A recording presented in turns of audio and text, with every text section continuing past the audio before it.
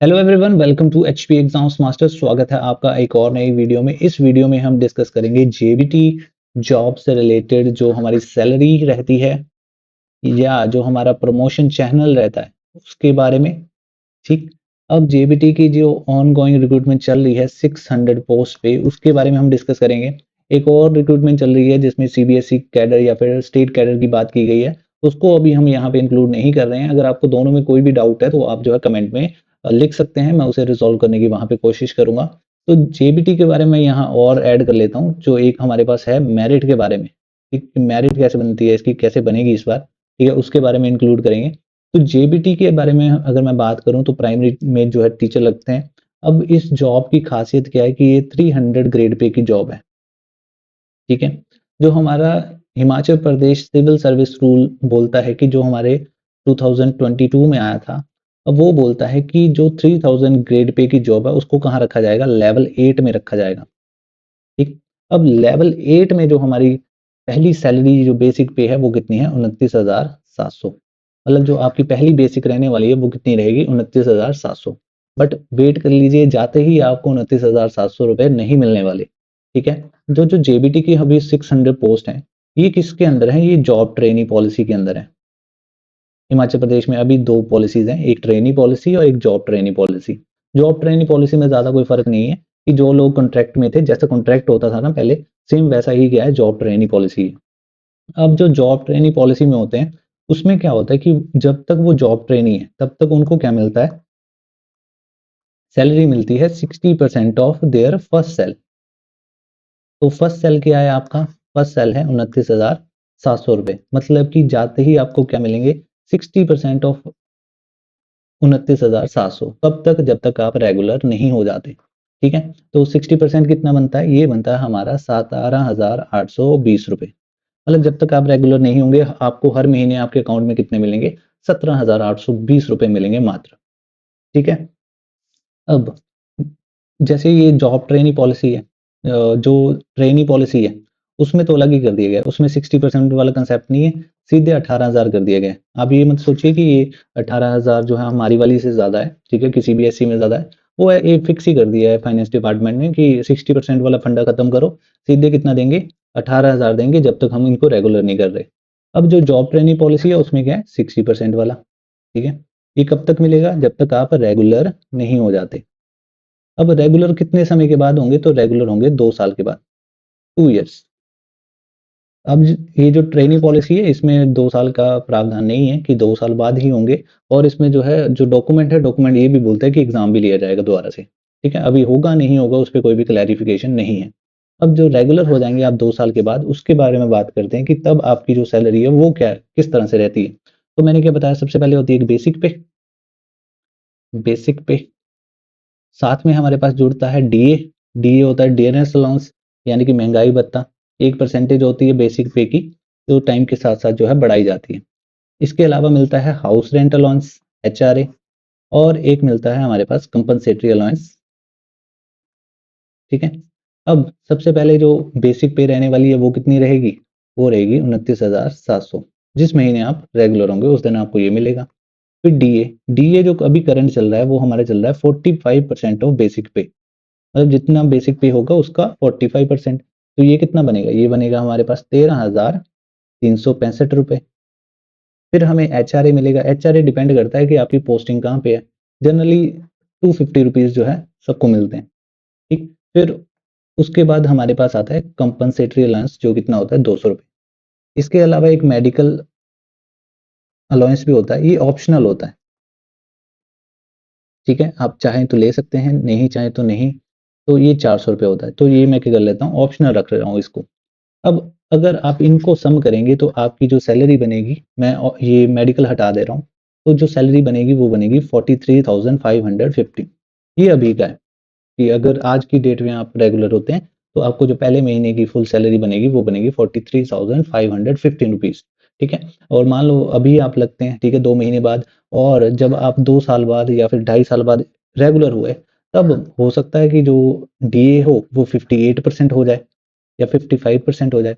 तो आपकी जो सैलरी रहने वाली है वो ज्यादा ही रहेगी 43,515 रुपीज से। ठीक है, तो ये जो है आप निश्चिंत हो सकते हैं इस चीज़ के बारे में।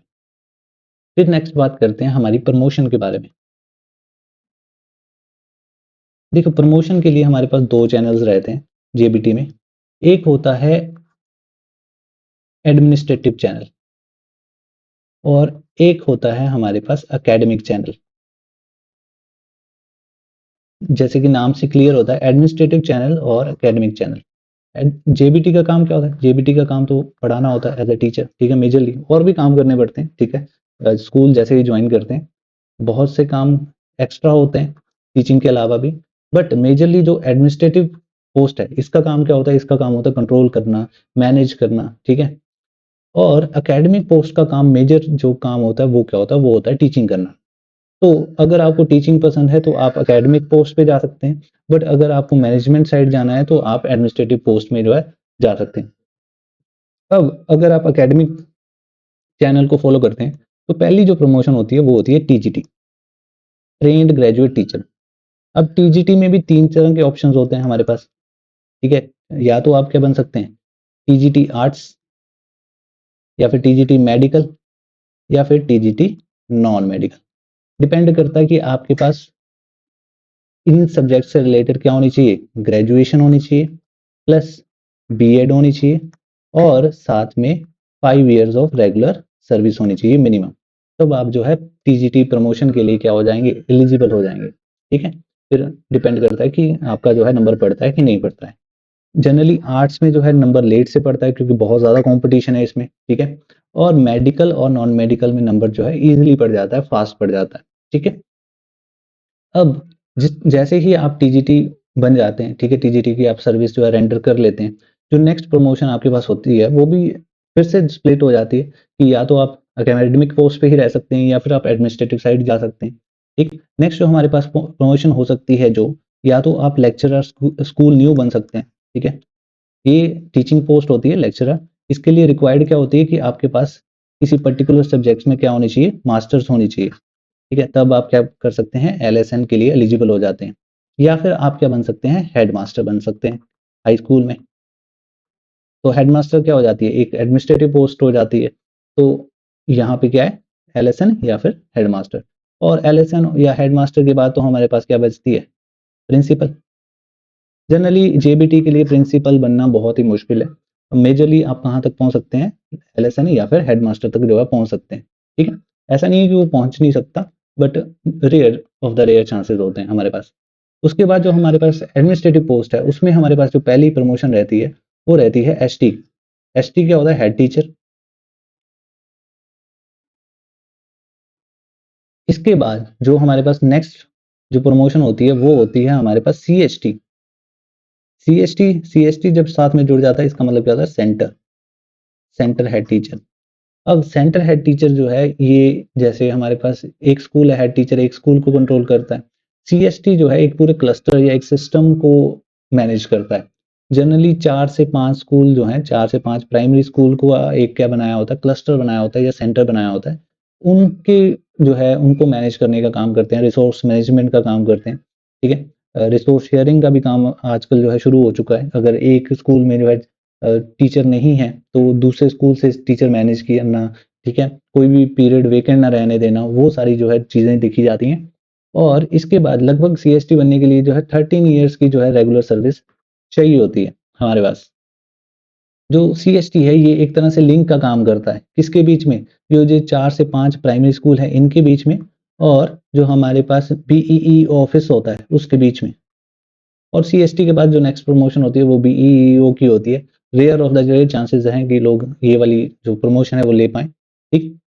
और अगर मैं आपको यहाँ बताऊँ कि यहाँ आप जो है इसी में रहेंगे, ठीक है, इस साइकिल में रहेंगे। अगर आप यहाँ से टीजीटी चले जाते हैं तो आपको जो है कहाँ पे ट्रांसफ़र होना पड़ेगा? या तो मिड स्कूल में या फिर हाई स्कूल में या फिर सीनियर सेकेंडरी स्कूल में।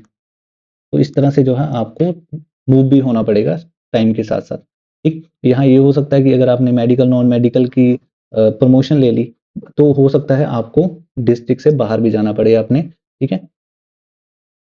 अब बहुत लोगों की क्वेरी आ रही है कि जो मेरिट बनेगी इस बार, कि हमसे ऑप्शन तो लिए नहीं।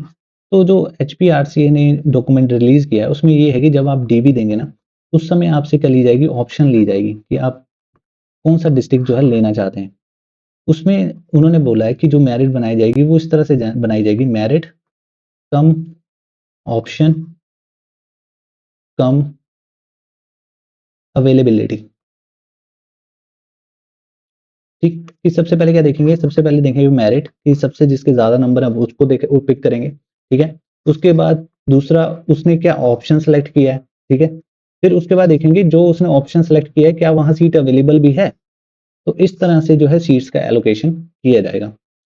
तो इस वीडियो के लिए इतना ही। होप सो आपको ये वीडियो पसंद आई होगी। ऐसे ही और वीडियोस के लिए you can consider to subscribe. और आपका कोई भी क्वेरी हो तो आप जो है कमेंट्स में छोड़ सकते हैं। I will try to reply them.